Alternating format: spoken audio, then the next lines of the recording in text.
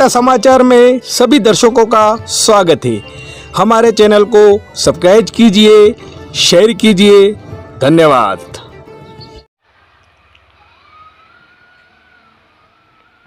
दोस्तों, आइए हम आपको ले चलते हैं डूंगरपुर ज़िले के सागवाड़ा, जो हमारी खड़कदा की बेटी हमारी यूक्रेन से आई है।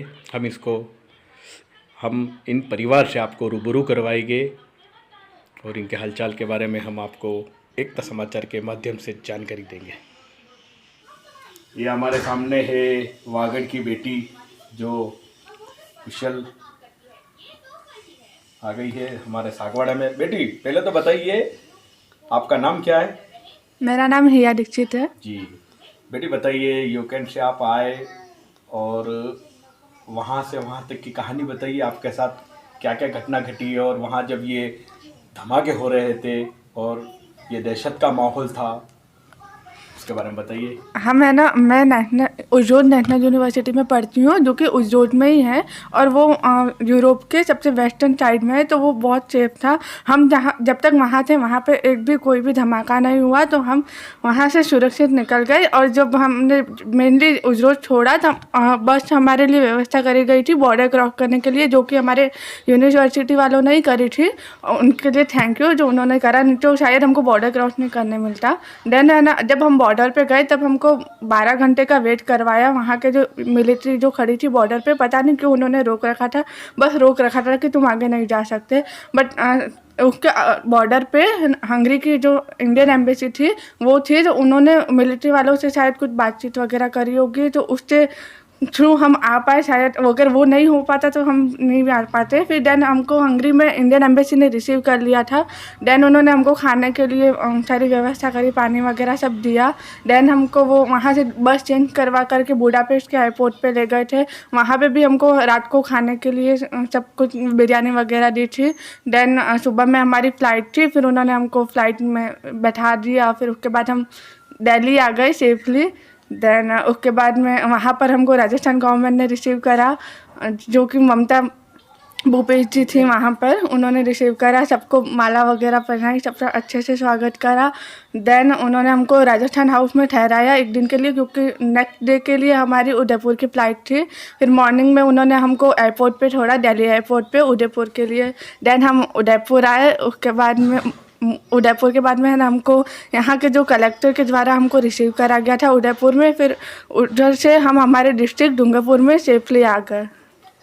डूंगरपुर से यहाँ तक आने के लिए आपको क्या सुविधा रही?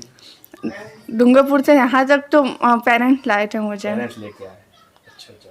बेटी बताइए, जब ये दहशत का माहौल था, आप पढ़ाई कर रहे थे और आपको ऐसा महसूस हो रहा था कि ये हम वापस हमारे भारत में आ सकेंगे? हमको तो ऐसा, हम जहाँ पे थे वो तो वहाँ कुछ भी ऐसा नहीं था, तो हमको तो वापस जाने की इच्छा नहीं हो रही थी, क्योंकि यहाँ पर आएंगे तो फॉर श्योर हमारी पढ़ाई बिगड़ने वाली है। बट ऐसा था कि हाँ, कहीं थोड़ा बहुत ब्लास्ट वगैरह सब हो गया तो वापस आना ही था। और इतना इंडियन गवर्नमेंट पे भरोसा था कि कुछ भी हो जाए वो हमको वापस घर छोड़ देंगे। पापा मम्मी से बात हो रही थी? हाँ, वो रोज़ बात हो रही थी मेरे। अब आप यहाँ आ गए हो तो आपको कैसा महसूस हो रहा है? बहुत ज़्यादा अच्छा लग रहा है। अब यहाँ आकर के इवन रियलाइज़ हो रहा है कि वहाँ की हालत बहुत ख़राब है। बहुत बहुत धन्यवाद बेटी। हमारे राज्य सरकार और केंद्र सरकार को क्या कहना चाहते हो आप? आप लोगों का बहुत बहुत ज़्यादा धन्यवाद। मेरे पास कुछ वर्ड्स नहीं है थैंक के अलावा कहने के लिए, but thank you so much. ये हमारे सामने है अध्यापक परेश जी दीक्षित, जिनकी बेटी कुशल सही सलामत हमारे वागड़ में आ गई है। सर बताइए, जब बेटी वहाँ थी तो आपको कैसा महसूस हो रहा था? जब गुड़िया वहाँ पर थी तो यहाँ टीवी चैनल के माध्यम से सूचनाएं आ रही थी यूक्रेन और रूस की लड़ाई की, तो हम बेहद ही विचलित थे। पूरे दिन हमेशा हम टीवी के सामने ही बैठे रहते थे और देखते रहते थे कि क्या स्थितियाँ हो रही है क्या नहीं। लेकिन गुड़िया जो थी वो थोड़ा कीव से 1000 किलोमीटर दूर उज्जोड यूनिवर्सिटी में थी, तो वो हमको कहती रहती थी कि मैं सेफ हूँ पापा, चिंता की ज़रूरत नहीं है। फिर भी हमको चिंता रहती थी कि कब क्या हो, क्या कह सकते हैं, और बहुत ही चिंतित थे हम। बेहद ही हमने प्रयासरत भी थे कि उनको कोई टिकट मिल जाए, लेकिन टिकट मिल नहीं रही थी प्लेन की। और फिर प्लान भी बंद हो गए। फिर बाद में अपेक्षा थी स्टेट गवर्नमेंट से, अपने नेशनल गवर्नमेंट से, और जैसा कि आदरणीय मोदी जी ने अपने अथक प्रयासों से जो मिशन गंगा चलाया और ऑपरेशन इम्पॉसिबल के माध्यम से उन्होंने रूस और यूक्रेन जहाँ पर भी बात करनी पड़ती थी सभी सरकारों से बात करके तालमेल बैठा करके बहुत ही अच्छे ढंग से, प्रभावी ढंग से कार्य करते हुए उन्होंने हमारे भारत के सभी बच्चों को निकालने का प्रण लिया। और हमारी बेटी भी बिना किसी खर्चे के सारा खर्च जो है वो केंद्र सरकार ने वहन किया और सकुशल घर पर आ गई। इसलिए मैं उनको बहुत बहुत धन्यवाद देना चाहूँगा। और साथ में राजस्थान सरकार ने भी उन बच्चों को दिल्ली से यहाँ तक निःशुल्क और पूर्ण सुरक्षा के साथ में यहाँ पर छोड़ा। इसके लिए मैं राजस्थान सरकार को भी धन्यवाद देना चाहूँगा और साथ में आपको भी धन्यवाद। आपसे मिलकर के बहुत खुशी हुई। Thank you. कब से थी वहाँ पर? बेटी 14 दिसंबर से वहाँ पर गई हुई थी।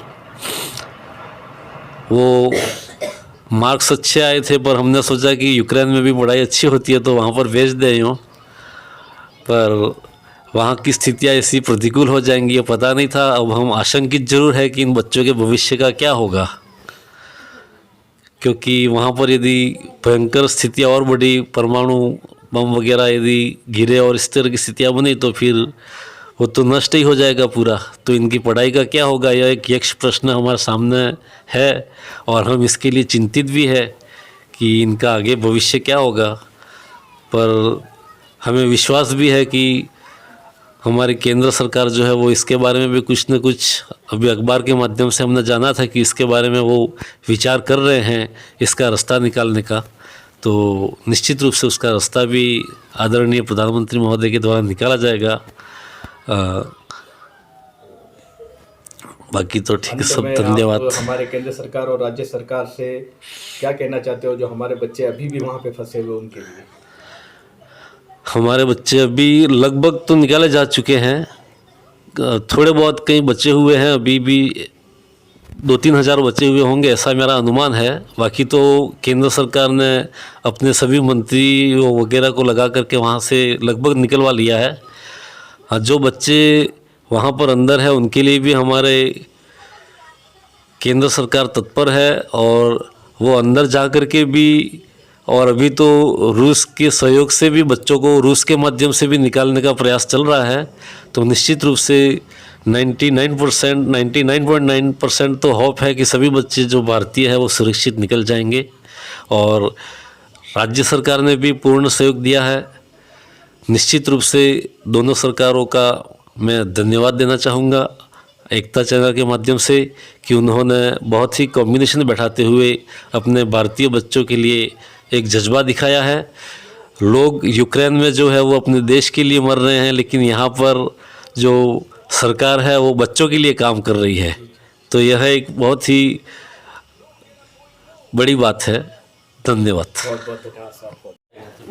बेटा बताइए, जब दीदी वहाँ थी तो आपको कैसा लग रहा था और यहाँ आ गई तो कैसा लग रहा है?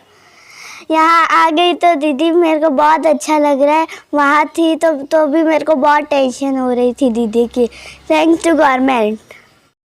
ये हमारे सामने है दादी माँ। बताइए बेटी जब वहाँ थी तो आपको कैसा महसूस हो रहा था? हम 24 घंटे टीवी पे बैठे रहते थे, समाचार सुनते रहते थे। रात के 12 बजे तक नींद नहीं आती थी और सुबह में भी जल्दी नींद उड़ जाती थी। खाना भी नहीं अच्छा लगता था, रोना भी आ जाता था कि बच्चे कब आ जाए, कि जल्दी से जल्दी घर आ जाए। और फिर मतलब ये बम वगैरह कहाँ पे बम गिर सकता है, युद्ध की बात थी तो कहाँ पे भी गिर सकता था बम। और बच्चों की भी हमको चिंता होती थी कि जो बच्चे बेचारे फंसे हुए जिनको 3-3 4-4 दिन तक खाना नहीं मिलता था, जिनके लिए ये मतलब व्यवस्था भी वहाँ पे करना थोड़ा मुश्किल था। अभी भी बच्चे फंसे हुए हैं और मैं भगवान से प्रार्थना करती हूँ कि वो बच्चे भी जल्दी से जल्दी भारत में आ जाए। और आदरणीय मोदी जी ने बहुत ही अच्छी व्यवस्था की, इसके हम बहुत बहुत आभारी हैं। और माननीय अशोक गहलोत के भी बहुत आभारी हैं, कलेक्टर महोदय के भी हम बहुत बहुत आभारी हैं। फिर हमको सूचना मिली तो हम डूंगरपुर बच्ची को लेने गए सपरिवार, और वहाँ से फूलों की मालाएं पहनाई, तिलक किया, उनका सब बच्चों का स्वागत किया, सबको मिठाई खिलाई और हम बहुत ही खुश हुए। और बच्चे भी मतलब देखते ही रहते हैं टीवी में। आज भी देखा था कि प्रधानमंत्री जी जो है वो जो प्लेन में से बच्चे उतरे थे उनका स्वागत कैसे करे थे, उनसे कैसे बातें करे थे, वो भी आज मैंने टीवी पे देखा कि 700 बच्चे आज आए हैं यूँ प्लेन से। बहुत बहुत धन्यवाद। हाँ, इसके लिए आपको धन्यवाद बहुत बहुत।